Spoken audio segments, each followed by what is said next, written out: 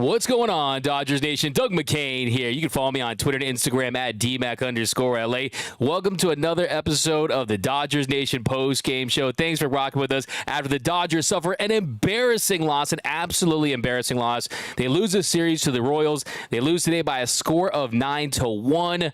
They fell to 46-37 on the year. They're currently 3.5 games back of the Arizona Diamondbacks in the NL West, and you are now home with Jim Beam and Dodgers Nation. Please drink responsibly. So we have a lot to unpack in this game, a lot to unpack with this series, but right from the top here, the first thing I want to point out is this Dodger team. They had a golden opportunity to make some inroads in the West, to catch up on those Arizona Diamondbacks and gain some ground and find a way to get back to first place before the All-Star break, and they didn't do it. They go 3-3 on this road trip to two of the worst teams in Major League Baseball, and they have an absolute clunker against this Royals team. The Royals had gone 7-21 heading into this series. The Royals had lost 12 straight series, and the Dodgers not only lose to them, but they lose in embarrassing fashion. Today, you end up losing by a score of 9-1, an absolutely atrocious loss by the Dodgers. And I hear people out there making excuses for this Dodger team. Oh, they got into Kansas City late on a 5 a.m. flight. They were in their hotel late. They're tired. There was a hailstorm in Colorado, all this stuff. You're making excuses for big league players that are paid millions of dollars, that stay in the best hotels, that fly in the best planes, that have the best chefs, the best cooks, and all the luxuries. Yeah, of course, it's a grinded out season. There's no question about it. But to make that excuse, to me, that is absolutely uncalled for and embarrassing. There's no excuse. Don't try to make excuses for these guys. Look, excuses are like farts. They all stink. But we have a lot to break down this one here. Let's jump into the comment section.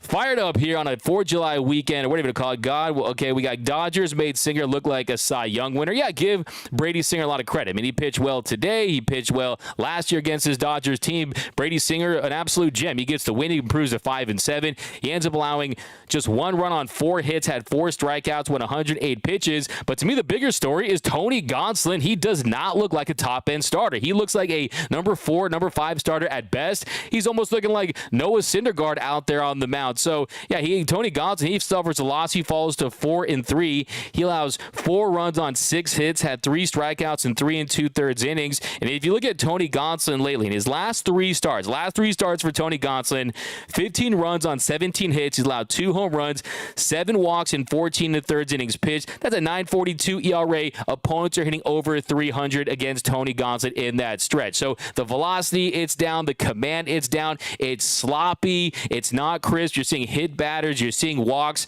to lead off innings, and you're just seeing missed pitches. His stuff just is not good enough. And hey, there's a reason why I was saying if you can sell him with his stock high, you do it. If you could trade him while he has value, you do it. I've been saying that. I took heat from Dodger fans for mentioning that after the All-Star season you had last year. But hey, this kind of validates what I was trying to say the whole time. But here we go. This is the Los Angeles Dodgers, not the bench warmers. That's from DKM. By the way, I'm looking for that Dodgers Nation comment of the game presented by our friends over at Hornitos. And if you bring that, you're going to see one of these. Also, who is the Dodgers dog of the game? We're going to see one of these. Pretty much none of them today, to be honest with you. But if you want to definitely get one of those, see one of these. Also, if you have a positive take, we don't like to be all negative. We like to be positive and find the Michelada half full. What is your Michelada half full take of the game? I have one on David Peralta a little later, but if you bring one of those, you're going to see one of these. But here we go. Jump to the comment section. Here we go. We got Kevin Uhas. Get rid of Muncy. He can play third base. That's from Kevin Uhas. Yeah, look, I mean, he has definitely struggled at third base. Make no mistake about it. He's treating the baseball this year like it's a bar of soap. It just continues to slip out of his hand, especially on any type of barehanded plays. And look, the reality with Max Muncy is if he's not going to produce offensively, the value just is not there. You're talking about a guy, if you look at defensive metrics, they don't look pretty for Max Muncy. So he has to find a way to at least look serviceable there, but he has struggled. I mean, you're talking about a guy that since the beginning of June, in June he hit 111, had a 481 OPS. He ended up going 5 for 45 in June. Yesterday he did have the hit. Today Max Muncy in the 9-1 loss to the Royals. Muncy, he ends up going 0 for 4, so not very much happening for this Dodgers offense as a whole. And if you look at this Dodger team as a whole, it's kind of just laid out here. I mean, when you want to look at the the optimism. If you look at the rotation, I have an update on Clay and Kershaw, and we'll talk about Kershaw in a little bit here, but if you look at the rotation, Kershaw's been the saving grace. He's been the one guy that you can depend on to step up and give you quality starts. But other than Clay and Kershaw, you're talking about who's your next best starter. Who's the second guy you trust? Yesterday, Julio Urias, he had a very rocky first inning. I think a lot of those were bloops, not hard contact. I think the play with James Outman, where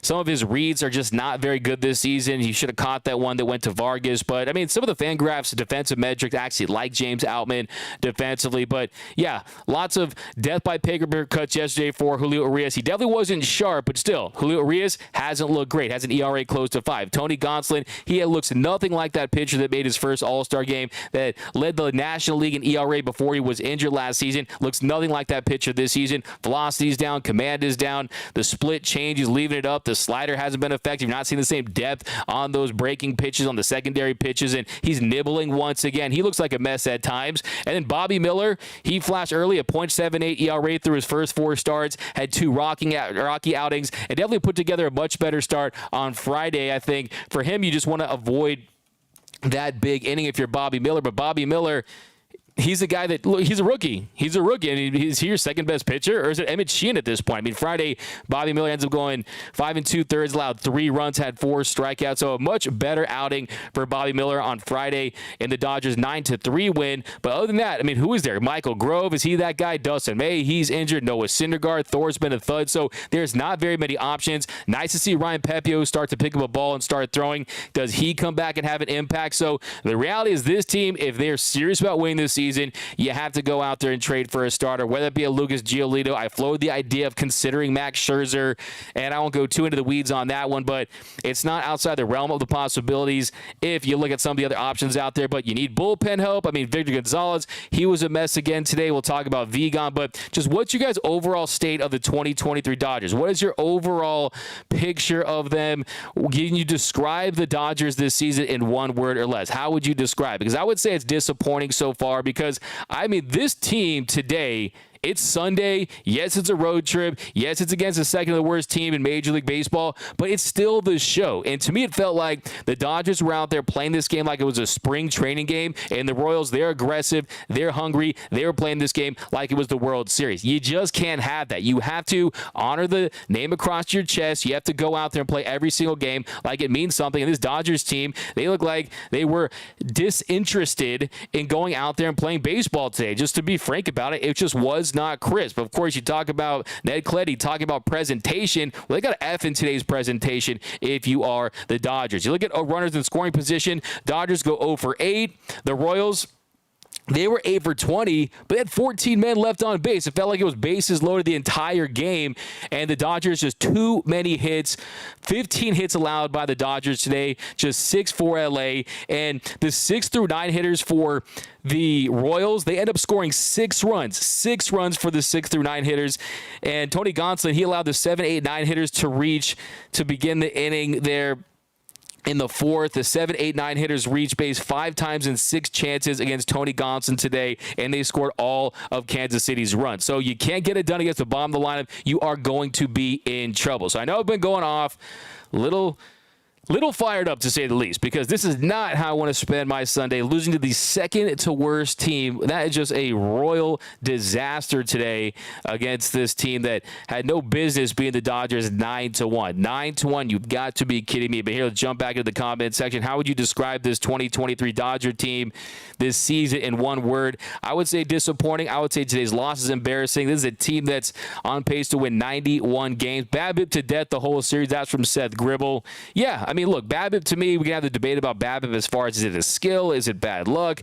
I think you saw today, not a lot of hard contact yesterday, not a lot of hard contact today, but when you don't have pitchers that are dominating, when you don't have pitchers that can miss bats consistently, that's what's going to happen, especially with the restriction on the shift. So if you watch a video I dropped before opening day, I warned about this because of the roster construction, the bullpen construction, the rotation construction. Look, moving forward, if you can miss bats, you are are going to get paid a premium, okay? It's like being a 3-and-D wing in the NBA. It's your time to shine. Missing bats is what it's all about these days, and you don't have to worry about BABIP when the bat isn't touching the ball. But here we go. Atrocious, embarrassing. We got comment of the century fire. Roberts fans' favorites fixed all. Tony Gonsolin has regressed. That's from Diane Schroeder. Mark Pryor, what say you? Wendy Wide. We got let's go back here. Hi, we got Vargy, decent today. All he needed to get going. That's from Timothy Santil. So we'll talk about Miguel Vargas in a little bit because you guys know I've been singing that song all season long, but Miguel Vargas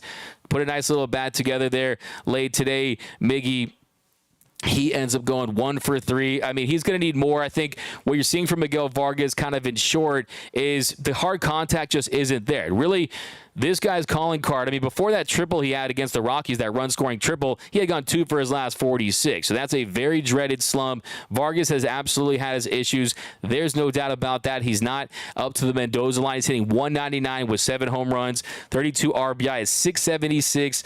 OPS, that's 135th in Major League Baseball. In the month of June, Miguel Vargas hit 149 with a 570 OPS. So, yeah, I mean, defensively, too, he's ranked 59th out of 62 as far as Fangraphs and metrics. Now, the one positive sign is you're not seeing tons of swing and miss. You're not seeing tons of strikeouts. So that leads me to believe that if he figures things out at the plate as far as his hand placement, as far as his load, and just getting consistent, harder contact, I'm hoping things will come around for him. But, hey, let's not forget, this is a guy that still has less than 400 career plate appearances. This is a guy that needs time to cook. He's still just 23 years old. Dave Roberts did suggest that Michael Busch could be an option at second base, and with Vargas being a righty, Busch being a lefty, yes, that does make sense from a platoon standpoint, but Busch, he was hitting around 200. Now, he was playing better of late, but is he going to be that big of an upgrade, or do you see if the light turns on with Miguel Vargas? But, yeah, he's another guy that's almost in the same bucket as Max Muncy, where if your offense is not coming through, defensively, you're not a plus defender, so where is the overall value? So I think that is the thing that concerns me. But if you watch Miguel Vargas, especially at the AAA level, you're just seeing he's missing pitches that we've seen him go gap to gap, that we've seen him go yard on and scorch baseballs and tear the cover off the ball at the AAA level. You're just seeing him miss those pitches in the show. So whether it's higher velocity, better breaking balls, which are both the case, it's going to be an adjustment period. Now, can he hit those pitches at this level? It's going to take time, but that's going to be really what it's going to take because we've seen him do damage against pitches that he's missing. But here we go. D-Mac, why did you jinx them with the sweep prediction? I know it's not your fault, Mitchell Hopkins. I said sweep. I didn't say who was going to sweep. No. Look, I mean, this is a series they should have won. On paper, you should have won this series. I mean, Friday, you went 9-3. Yesterday, you have Julio Urias coming back, and he struggles early on, and we'll kind of get your guys' thoughts on that. But today, trade for Brady Singer. That's from Yanni Hayward season. Emmett is the second guy from Boomer Assassin over on YouTube. That's a fire take. This team sucks. That's from Jason Diamond. That's a burn. We got Camille Harris. It seems like the entire pitching staff from last year, with the exception of Kershaw. Yeah, I mean, look, most guys are having a down year, and that's just the reality. Vargy decent today, all he needed to get going. We got Dodgers shouldn't leave KC without Barlow, Dylan Hare. If you guys saw my video I did a few weeks ago, pushing for a trade for Barlow, who, of course, was in the Dodgers organization for 7 years, and those are the kind of guys you're going to need in this bullpen. Now, you definitely have to feel good about Daniel Hudson's return. He definitely looked crisp. He looked sharp on Friday. The velocity was there. The movement was there. I have no doubts that he's going to have a big impact in this bullpen. But you saw Yency. You saw Victor Gonzalez. I mean, some of these guys, can you truly trust them? But I think where we have to start today is, look at the offense, too. I mean, a very boomer-bust offense, but it all starts with starting pitching. We're going to start breaking down this game. We got a Kershaw update coming up in a second, but first, we got some more comments here. Jordan Montgomery for starting pitcher, Crusher. We talked about that on Blue Heaven. He's a guy that would fit in nicely. He's a name that I would consider myself. Jordan Montgomery.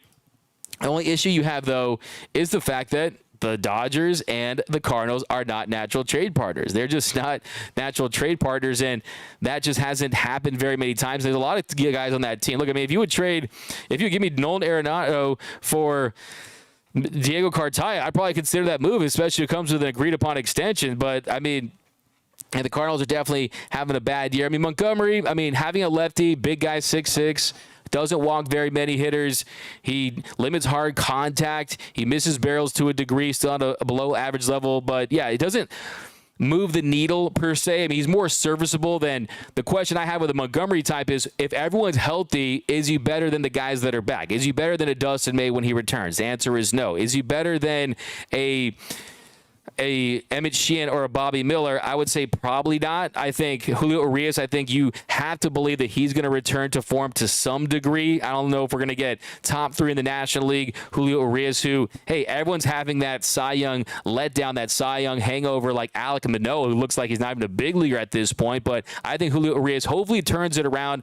But, yeah, I mean, my question for guys like Montgomery, to get back to your point, is that you just wonder how much of an impact those guys can have with this Dodgers team. That's why I say if you're going to go big game hunting, go bigger. Go Giolito. If you have to go Stroman level, who that's going to be a one-year rental. I'm not the biggest Stroman guy, but I would take him over Montgomery. I think Max Scherzer, if he becomes available, I don't want to get too into that. He's a guy who's still, I mean, last 3 starts, he's been pretty fantastic. He's still better than most teams' number 2 or 3 starters. And look, there's just not a lot of impact starting pitchers that are under contract for 1 or 2 more years that make a lot of sense that are going to be available at this deadline. But here we go, 22 men on base for Kansas City. Eric, yeah, you mentioned it, and that really is the issue. I mean, the sloppiness, the errors. Mookie Betts has an error. Max Muncy not playing the position at his best. I mean, this team was sloppier than a porta potty at a chili eating contest. Okay, that is how sloppy this team was. Sloppier than a porta potty at a chili eating contest. The Royals ran us like we were post-mortem. Vargy decent today. We got Timothy really going hard with that Vargas comment. Fire Friedman. That's from Rebecca. Rebecca coming in extremely hot. Fire the GM. That's from David French. We got, hey, man, inconsistent. That's how I describe this season. Monty says miserable. Paul says release CT. BC Barnes got a hit and we still lost 9-1. Yeah, when you frame it like that, Austin Barnes, who's been one of the least productive hitters in all of Major League Baseball this season at the plate, you feel good about the fact that maybe he gets off the schneid, he gets a hit today, and then maybe you can capitalize off that. The Dodgers weren't able to. But, yeah, you mentioned Chris Taylor. He's a guy that, you're not going to release Chris Taylor, of course, but, he'll probably be back after the All-Star break. But Julio Urias, too, I want to talk about him in a little bit, but here we go. Barnes got a hit. We still lost 9-1. Please, D-Mac just fired Dave Roberts. I was amazed. Vargas is barely up to the Barnesy lines from Boomer Assassin. Yeah, look, Austin Barnes, this is a guy who's not expected to be an elite hitter by any stretch of the imagination. But what I said on the Friday episode of Blue Heaven was that Austin Barnes, if you look at him so far this season, he's at a minus 1.2 B WAR. A minus 1.2 B WAR. So if the Dodgers lose the division by 1 game, Austin Barnes basically cost him that game. He's hitting 101 this season. He's basically had the man-to-mask on the entire season at the plate. And speaking of man-to-mask, if you guys have not picked up your man-to-mask yet, I don't know what you're doing. I've been sleeping like a baby. Even when the Dodgers lose, I put on my man-to-mask, and I am sleeping, and it's fantastic. But Man-to-Sleep, they make the world's best sleep masks and sleep accessories. Everything they do is enable better lives through better sleep. They work relentlessly to improve and optimize sleep so you can have the energy to live your best life. Check out mantosleep.com today so that you can have better sleep anywhere, anytime. Get your Man-to-Mask today. Use the code DN2023. But now let's jump into the breakdown. I'm going to tell you the 3 things you need to know from this game. Well, first thing you need to know from this game is Tony Gonsolin looks nothing like the all-star pitcher that he was last season. Tony Gonsolin, since he's returned, he just has not been that guy. Like I said, last 3 starts after today, 15 runs on 17 hits. He's allowed 2 home runs, 7 walks on 14 1/3 innings of work, 9.42 ERA, opponents hitting .304 against him. Well, what went wrong with Tony Gonsolin on the mound? What was wrong with the Catman? What is your thoughts on that? What was your big takeaways? And what would you do with Tony Gonsolin? Here we go. We got what a terrible outing by Gonsolin. He did have his stuff today. His pitches were hanging most of the time, and a lot of them were flat. That's from Strider Hear You. EB, we got Bring Cartaya up for Barnes. I see. Neil says Dodgers need a vocal leader like Gibson to hold everyone accountable. Neil, look, I think this team, from an offensive standpoint, this team definitely likes each other. These are the co-workers that hang out after work. They go to the bar and have a beer. Guys like Jason Hayward, Mookie Betts, Freddie Freeman, David Peralta, Miguel Rojas. This team is connected. I don't doubt that. I think that they're just going to war with butter knives on the pitching side during certain stretches. As far as guys coming out of the bullpen, Victor Gonzalez, he has an ERA of over 10 in the month of June. He struggled.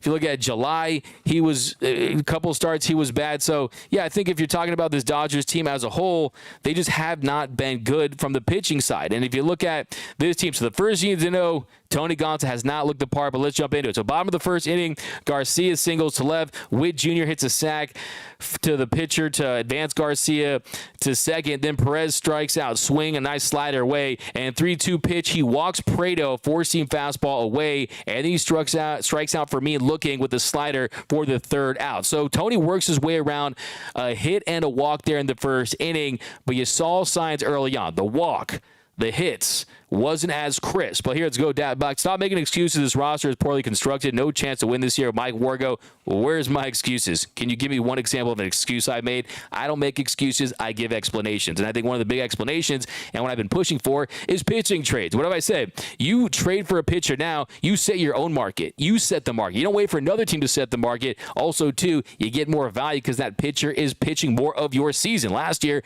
they made the trade for Chris Martin on July 30th. I think they would jump the gun and do it sooner. But here we go. Absolute embarrassment today, losing 2 of 3 to the second worst team in the league, and it looked like they didn't care today at all. Starting pitching is a mess. That's from Jeffrey Gonzalez. Yanni might need to give Barnesy the A.J. Ellis treatment. That's from Yanni Hayward. Yeah, if you look at A.J. Ellis, when he was traded for Ruiz, he had a 46 OPS plus. He was 46% above league average. If you look at Austin Barnes heading into today, Austin Barnes, he's negative 10 OPS plus. So that really tells you everything you need to know. Hunter Fiducia, is he a guy? I mean, the thing about Hunter Fiducia, he's a guy who can crush fastballs that are high velocity fastballs. That's what translates. That's something that you want to look for when you're watching minor league players, especially hitters. Are they hitting high velocity at the lower levels? Because that is what usually plays up. Or are they just hitting mistakes? Or are they just hitting hanging breaking balls? Fiducia is not one of those guys. Also, too, I think there's a veteran possibly out there, but I think this late in the year, the respect that he commands in the clubhouse, I just don't see them pulling the plug on Austin Barnes just based on what I know about this organization and how important he is to the chemistry. But on the flip side, to your point, Yanni Hayward season 2023. By the way, shout out to your boy on the mound with a scoreless inning today. Where would this bullpen be without Yanni Hernandez? Yan fire, the Yan base machine. But here we go. We got this isn't a World Series team, D-Mag. You can't win a championship with no starters, a dumpster diving bullpen, and relying on home runs. Rebuild in 2024 and throw the kitchen sink. That's from Zeppelin 27901. Led Zeppelin 4, Physical Graffiti. That's my favorite Led Zeppelin album. But yeah, I think that if you want the stairway to a World Series, you got to go out there and make trades. You got to go get a starter. You got to get another bullpen piece, maybe one or two. You got to go get another bat. I like Adam Duvall. I like Giolito. I like Barlow. There's names out there. Graveman, Middleton. I mean, there's going to be names available. But here we go. The Dodgers' luck has run amok. And by the way, I'm going to give you a fire take from that. And actually, I'm going to give you a Hornitos comment of the game. Hornitos. Win. So my man Zeppelin over there, Hornitos, please drink responsibly. The whole roster is burnt out, SMH. We need to trade for Barlow. That's from Crusher. Dodgers have no passion. That is from Paul Gutierrez. Brady Singer got destroyed versus Mexico in the World Baseball Classic this year. Yeah, he sees the Dodgers. He sees that Dodgers blue, and he sees red. But the Roy Estrada, I don't want to hear from front office that they believed in our pitchers. BS. Do your job and be honest. Zeppelin, 27. Oh, I just already read that one. Gonsolin's command was terrible. D-Mac pitches were up and a lot were flat. That's from Strider. Hear you 120. So yeah, let's jump to the bottom of that second inning. Tony Gonsolin back on the mound. Melendez flies to center for the first out. Then he hits Waters. So it's the unforced errors that are disturbing to me. Those are the red flags to me when it comes to Tony Gonsolin. It's those unforced errors. And you got the second inning after first inning where you had a walk and you hit a batter to start that inning and you get a 1-out hit batter right there. And then after that, Isbell single to left. And then that gets past Muncy. That's another play. It's a defensive play that third baseman in Major League Baseball, they make the play that Muncy didn't make. Okay, it's not a routine play by any stretch, but that's a play that Muncy, he just never makes the play that he's not supposed to make. I mean, every now and then, of course, he'll have an error, but still, for the most part, it's average at best when he's good, but really the metrics say he's below average. But that's an example right there on that single to left. And runners on first and second, Lopez, he lines to right for the second out. And then 2 outs, runners on first and second, Garcia single to center for the first run of the game for Kansas City. That put the Royals up 1-0. They strike first blood, and then he walks Witt Jr. to load the bases. Then with with the bases loaded, Perez grounds back to Gonsolin for the third out. So you had the Catman using pretty much 7 of his 9 lives there in that inning with the hits batter. You single to left. The ball gets batted at Muncy on that play. Then the hit batter really just comes back to bite him. But he does work his way around a bases-loaded jam to limit the damage to 1 run. So you're feeling, okay, he escapes that. He's going to settle down. He's going to do just fine. And you're going to get a somewhat quality, serviceable outing from Tony Gonsolin. And then you jump to the bottom of the 3rd inning.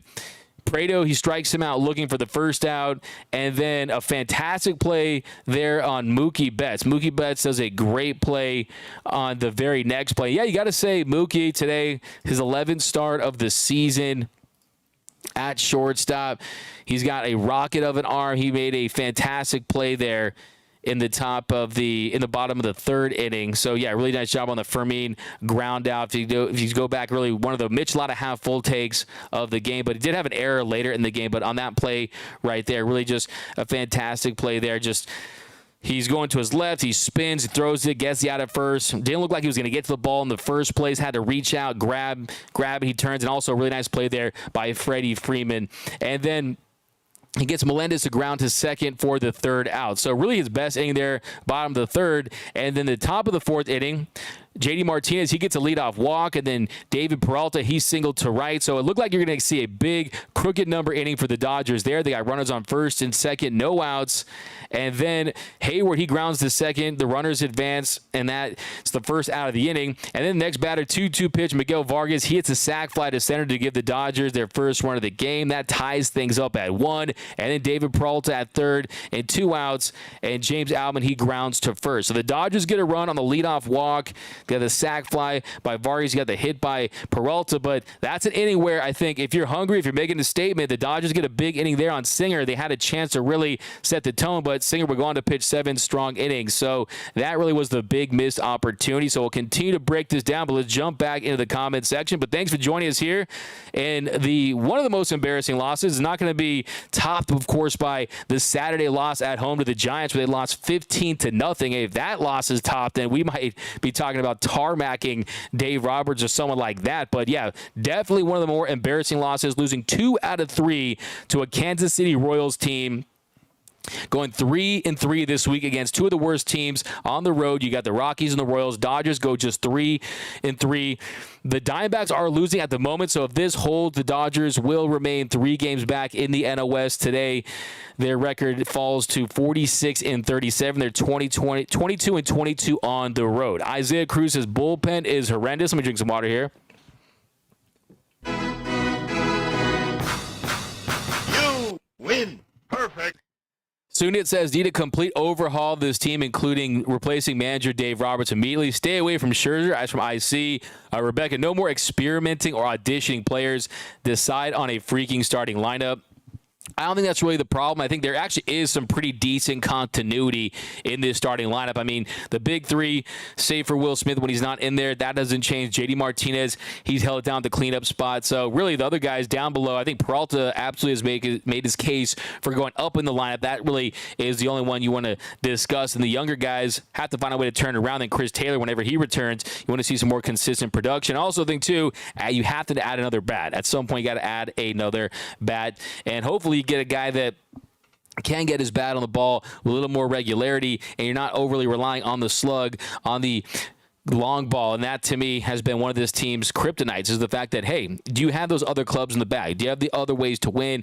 I want more of a Swiss Army knife style type of offense. So we got to Max Muncy, can't even hit the Mendoza line from Ron Jerica. I got jams. Everyone breathe in and breathe out saying Ohtani. Okay, I got jams. Ohtani. Yeah, we got to, I paid good money for great seats, so watch that crap. Took girlfriend's kid to his first MLB game. Embarrassing. Jason Diamond, this team is worse than the Cleveland Indians at the beginning of the movie Major League. Jason Diamond, one of the best movies ever. Barnes is done. We got Dave Xander. Hey, big guy. Since taking the year off of daily Dodgers, losses like this no longer bother me as much. My summer has been stress-free. Dave, that is the thing that scares me That terrifies me because as long as fans are angry, you're okay. It's when fans don't care. It's when they're disinterested. It's when they don't think they have a shot to win the World Series. Then you're starting to say, okay, this is bad because you're looking for other entertainment options. Like you said, it's Los Angeles. It's wherever you are. Summertime is usually great no matter where it is. So, yeah, Barnes isn't even a mediocre hitter. Yeah, he's terrible. He couldn't hit a piñata without a blindfold. D-Mac, I'm done. That's from Bruce Davis. They should decline the option of Muncy next year and let Bush play. Patrick McFarland, I would disagree with that just because at 1 year, $10 million, Max Muncy, you could trade that. You could trade that, absolutely. I mean, that's a great value deal. He's a guy that he's going to hit 25 to 30 home runs in most seasons. Right now, Max Muncy, if he turns things around, teams are going to want that contract. I mean, he's a guy that, 18 home runs this year. I mean, come on. I mean, any hitter that can give you 25, 30 home runs is worth a $10 million deal. So, D-Mac, no on Scherzer. He didn't want to be a Dodger the first time. That's from Wendy. Why? Will Smith gets more days off than our Congress. Craig Osterberg coming in hot. You're not going to give one of these. I'll give you a comment of the game for that, Mr. Craig Osterberg. I'm excited about your Lakers. By the way, if you haven't yet, subscribe to our Lakers channel, the Lakers 24/8 YouTube channel. AB is an embarrassment. The Barnes with pro mask. DKM, D-Max postgame shows after the Dodgers lost just to explain and just to have a bag. Buy a mask so you don't have to watch this garbage team. That's from Jason Diamond. Okay. That's fire. That's a finish him because that's just Finish him. that's just a bird. Finish him. Diane Schroeder, JD Martinez, let's all drink. That's from Daniel. Man to mask is what the Dodgers are wearing when they bat strike 1, 2, and 3. So let's continue to jump to the next inning here, where really the wheels kind of fell off for Tony Gonsolin's start in the bottom of the 4th inning. So 7th pitch of the at-bat, 3-2 count to Waters. He misses with a curveball. He issues a leadoff walk to Waters. And Tony, he was upset too with Hunter Wendell's stat. He couldn't hear the pitch come. There were some issues there. He got frustrated. He had a mound visit, and he just really couldn't settle down.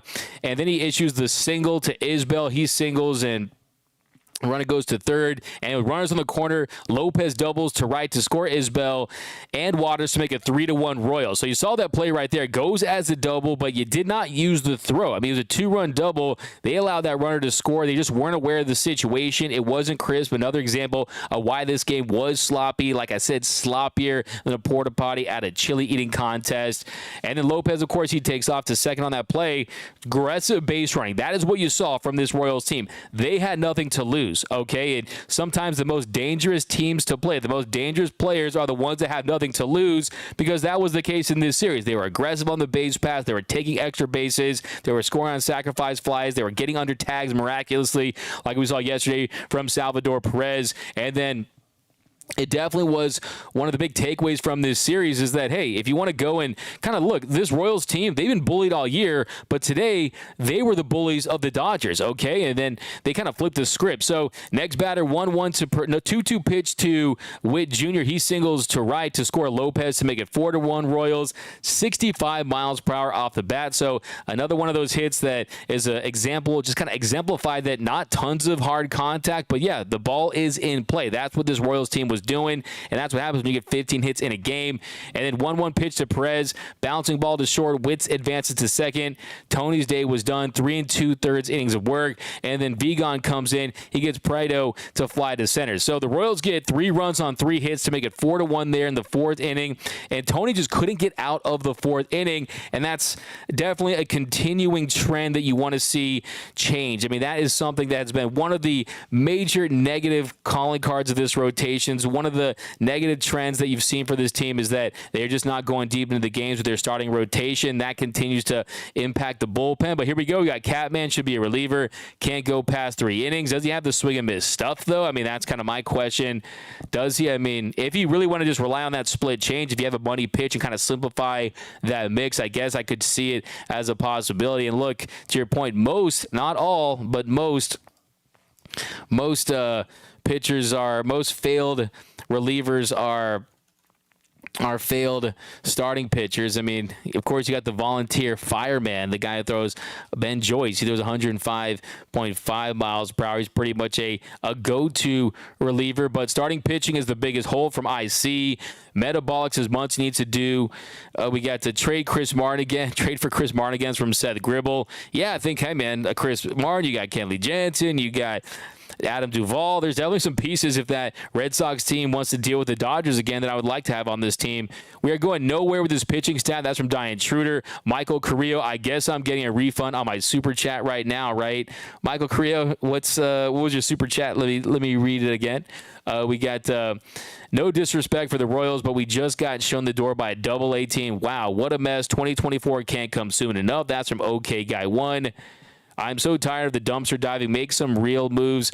Complete BS. That's what I always say. You got to believe YouTube is that when it comes to the bullpen, Andrew Freeman, he likes to shop on the dollar menu. When it comes to position players like Mookie Betts, Freddie Freeman, he likes to go to nice 5-star restaurants, right? But that's not the case this season. And I think you're absolutely correct that moving forward, if you want to have a dominant bullpen, if you want to have a successful bullpen, you're not just going to be able to take flyers on guys and have reclamation projects, because guys that are good, they're bullpen pieces, and yes, they tend to be volatile from year to year, but you're going to have to invest in some guys that you feel confident can give you success for 1, 2, or 3 years, guys that have premium high velocity stuff that can miss bats, and that's really the name of the game. Because look, Major League Baseball, you're getting less than 6 innings per start from your starting pitchers. It's increasingly becoming a bullpen game.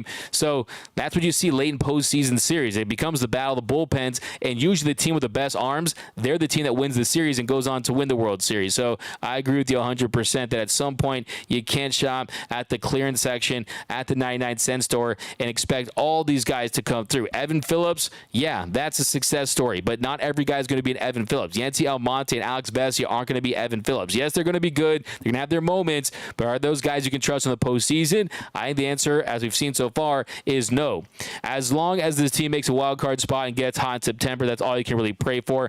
Patrick McFarland, that's a good way to frame it. I mean, I think that's the sensible, pragmatic, realistic, rational take in all of this. But hey, this is a Dodger team that I think has higher expectations for themselves, and they're a team that they're playing in a division where the Diamondbacks are the class of the division, and the Giants are ahead of them playing better baseball in the last month. The Padres, the team that everyone picked to win this division, not me. I wasn't one of those guys.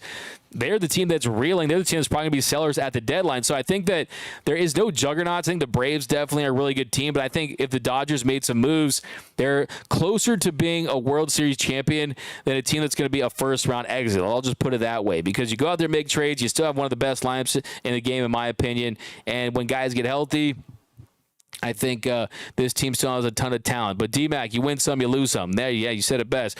And then, yeah, let's kind of talk about got to talk about the bottom of the 5th inning, because Victor Gonzalez, he's been a disaster to say the least. He's a guy who I think the feel-good Victor Gonzalez revenge tour, I think that's coming to an end pretty soon. I think when they, of course, need that other spot, he's a guy that will be done. But bottom of the 5th inning for me, and struck out swing for the first out. Then Melendez, he doubles to right, slider that hangs inside. Just a hanging slider right there. The location of the command just wasn't great. Then Melendez advanced to third on the wild pitch by Gonzalez. Then Drew Waters, he doubles to left to score Melendez to make it 5-1 Royals. So you got back-to-back doubles for the Royals there, back-to-back, and then you get the wild pitch. So like I said, it's the presentation like Ned Clutty talks about. It's the fact that you have the unforced errors on top of the bad command, on top of giving up hits, and then that's why you're seeing a 9-1 result. That's why you're seeing 15 runs scored against you and 15 hits scored against you, I should say. And then he goes on to walk Isbell, bad fastball command there, and then Lopez, he singled to center to score Waters to make it 6-1 Royals. Isbell advanced to second, and then Witt Jr., he hit a sac fly to right to make it 7-1 Royals. And like I said, that Lopez single, I mean, that's just a hit. I mean, that's just a hit on a ball that's really out of the plate. Just not a good sequence there if you are Victor Gonzalez there. And then next batter, 1-2, Witt Jr. hit a sac fly to right to make it 7-1 Royals. And next batter, 1-2 pitch to Perez. He hits him with the slider.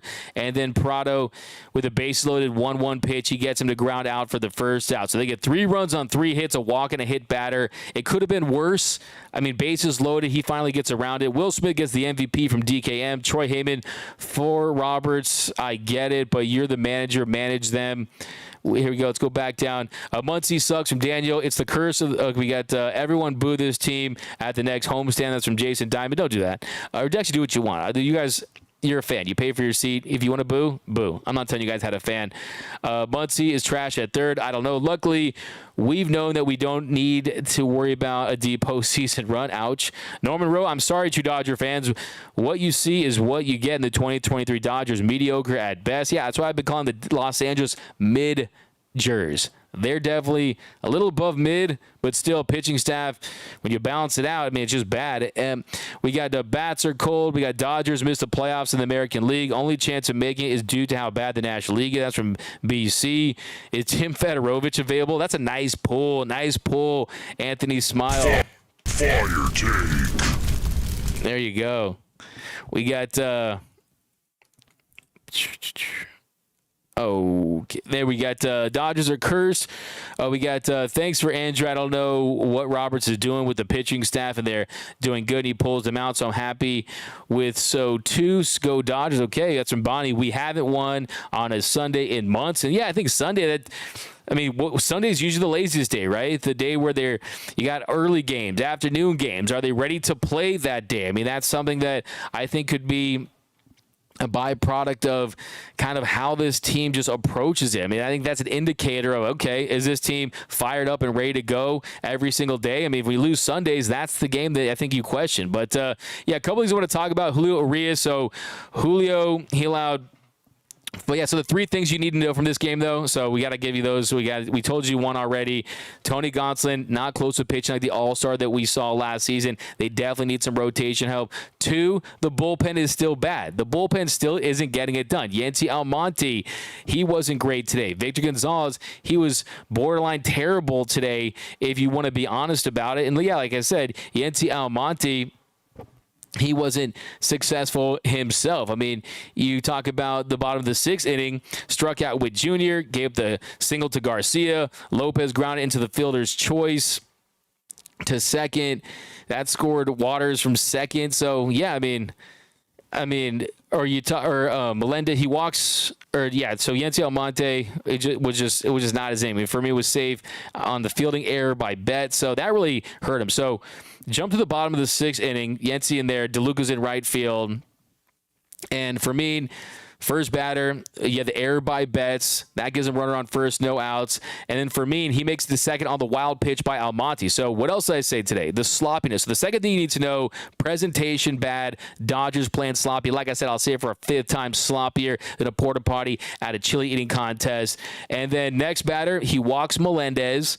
So now you got runners on first and second. Then Waters, he singled to right. That lows the bases. Then Isbell, he flied to center. They don't go on the play. Nice job by James Albin there. The next batter, Lopez, he grounded to a fielder's choice to second. Fermin scored. Waters was out at second. Melendez advanced to third. That made it 8-1 Royals. The next batter, Garcia, first pitch, sinker, out over the plate. He gets a single. That makes it 9-1 Royals. And then Yancy, he strikes out with Junior to end the inning. So they get 2 runs on 2 hits and an error there in the sixth inning. They're up 9-1 at that point. The Dodgers, after that, don't do very much. Evan Phillips didn't even have a clean inning. He gave him 2 hits in his inning. So the third thing you need to know, really, is that this team missed opportunity, a major missed opportunity. You had a great opportunity to make up some ground. I was hoping this Dodgers team would be able to find a way to get into first place before the All-Star break, but right now they're 3.5 games back. If the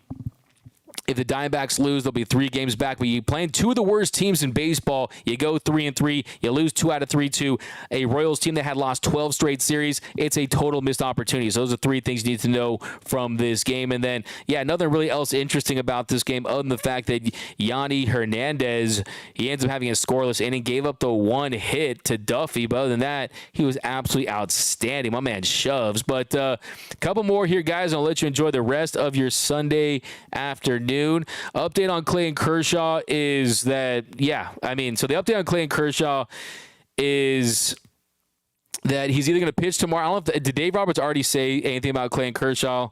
Let me check right now, actually.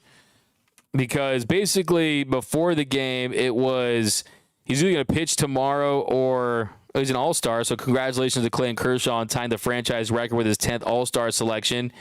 And, yeah, I mean, 16th year for this guy. Still one of the best in the game. But, yeah, basically 2.55 ERA in 16 games. Hasn't started 30 games since 2015. He received a cortisone injection on his shoulder after leaving his start earlier than expected. He went 6 innings through 79 pitches, and he told Doc that he was done.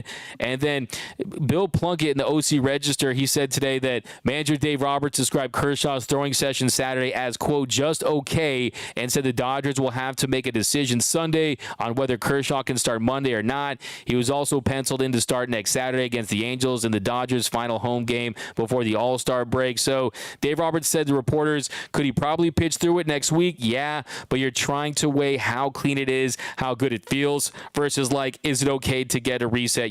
So there's that. Then Chris Taylor, he's going to be out with the sore right knee through the All-Star break. Dave Roberts said Saturday that he won't play until after the All-Star break. So getting back to Clayton Kershaw, basically, we'll find out very soon if he's going to be able to give it a go. What I said on Blue Heaven is you don't want to drive a car with the check engine light on. If it has the check engine light on, you got to take it to the shop. You got to give it some rest. You got to let it get fixed, because that could be the difference between replacing a head gasket or replacing the entire engine. You don't want to risk it with Clayton Kershaw, especially when you consider the fact that, yeah, he has been the only bright spot of the starting rotation from start to finish, but there's any chance for any type of lingering issues, any type of injury, increased injury odds, I think you absolutely don't allow him to pitch unless he's anywhere near close to 100%. If he's at 95%, fine. Anything less than that, I'm saying no. But a couple more, and I'll let you guys go, and we will enjoy the rest of our Sunday afternoon. Try to, at the very least, and it'll be tough. Stevie Wonder can get more hits than Vargas. That's from McLovin. That's a burn. Finish him.